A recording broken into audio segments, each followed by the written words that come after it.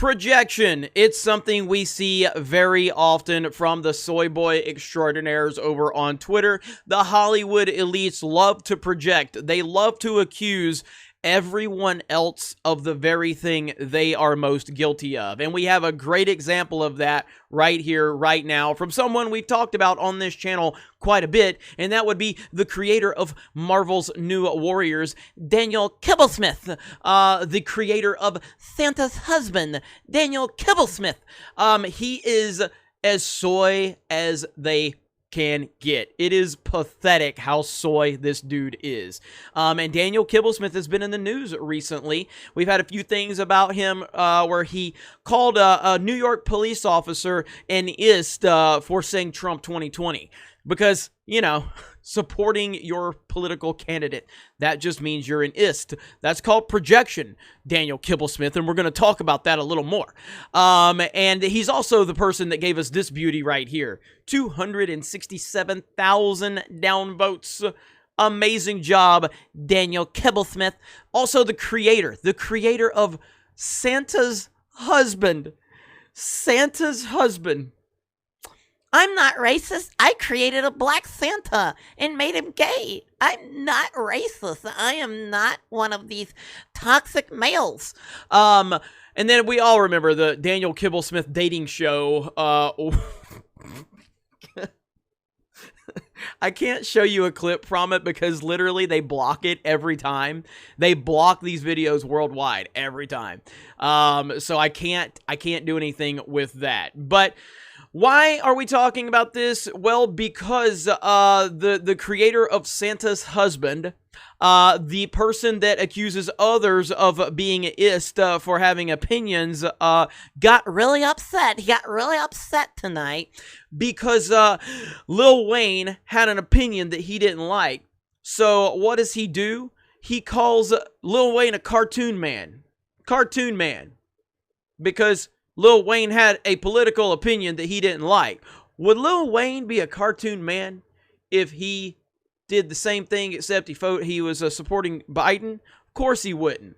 But this is the Daniel Kibblesmith way. This is the Hollywood woke white liberal way. This is why so many people are tired of the entertainment industry, because it's full of horrible people like this.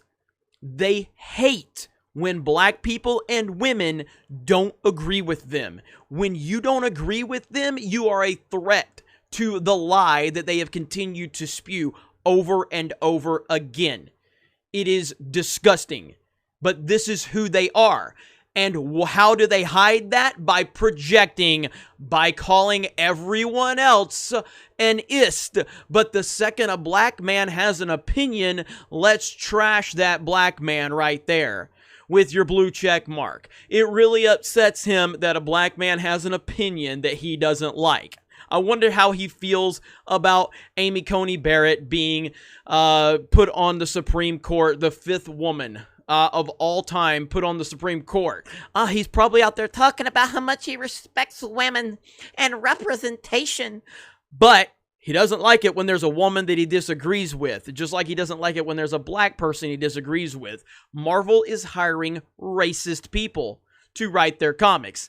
That is the Marvel way right there. I would love for Marvel to address the racism from Daniel Kibblesmith. Now, as I've said many times on this channel, am I offended by Daniel Kibblesmith? No, I'm not offended by anything. I'm not offended by anything that any of these celebrities have ever said. I'm not offended by Brie Larson. I'm not offended by Kathleen Kennedy. I'm not offended by Ryan Johnson. What I don't like is the hypocrisy in the industry.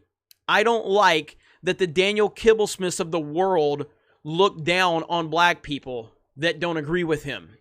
I don't like that elitist mentality that they have. I don't like the echo chamber at Lucasfilm. I don't like the fact that I see nothing but left-wing nonsense from Lucasfilm employees. And why don't I hear that equally for conservative side of Lucasfilm employees? Either, again, one of two things. Either there aren't any or they're scared to speak out. I mean, look at Gina Carano. She hasn't even given political opinions to my knowledge. She's only not followed the narrative on Twitter, and then the male feminists out there have trashed her because she didn't fall in line with the narrative. That's what happens. That's my problem. Brie Larson, the things that she has said about white dudes and the racist remarks she's made, why is she able to get away with that? If anyone would have said the same thing she said with just a different race or a different gender, then they would have been shamed. That is my problem with it. I don't have a problem in isolation about anything these people say, because trust me, I can take it, because me and my friends say the worst things imaginable to each other. The things that everybody pretends to be offended over on Twitter, the weirdos out there, none of that stuff actually bothers them. They're projecting, they're pretending. Nobody gets offended by this shit in the real world, because the real world is full of normal people that are working and they have jobs and bills and they're trying to get a better life for their family. Nobody gives a shit about these things. But I'm tired of the projection from the woke Hollywood liberals. I'm sick of it. And that's why I call it out. And Daniel Kibblesmith is a trash human being. Daniel Kibblesmith doesn't like black people. Daniel Kibblesmith doesn't like women that disagree with him. Daniel Kibblesmith thinks they need to stay in the kitchen and vote Democrat. That's what Daniel Kibblesmith thinks. And he thinks those black people need to stay on the Democratic plantation and never speak out. That's who Marvel hires. That's who Disney hires. And I think Marvel and Disney need to answer for the racism and the bigotry and the hatred that Daniel Kibblesmith is spewing. What do you say about that, Disney? What about that, Marvel? You want to talk about it now? Or do you not like when I flip your own logic on you? Let's see what Disney and Marvel have to say about this. Other than that, you guys have a great day. Thank you very much for checking out this video. If you really want full politics, you can subscribe to my personal channel, because that's where I talk full politics. This directly ties into the entertainment industry with Marvel. That's why I'm covering it here on the channel. But if you want me to talk about just politics, which I'm doing a lot over on my personal channel, D-Day Cobra, you can go over there for that. We also have our Sports Wars channel. By the end of the year, oh my gosh, is this going to make people that don't like me mad? Oh, can you imagine? They're already mad enough that Geeks and Gamers has become so successful with the main channel. By the end of the year, there's a chance that we're going to have 3 channels over 100,000 subscribers. How mad do you think that's going to make the people that hate me? I mean, my goodness, the tears are going to flow.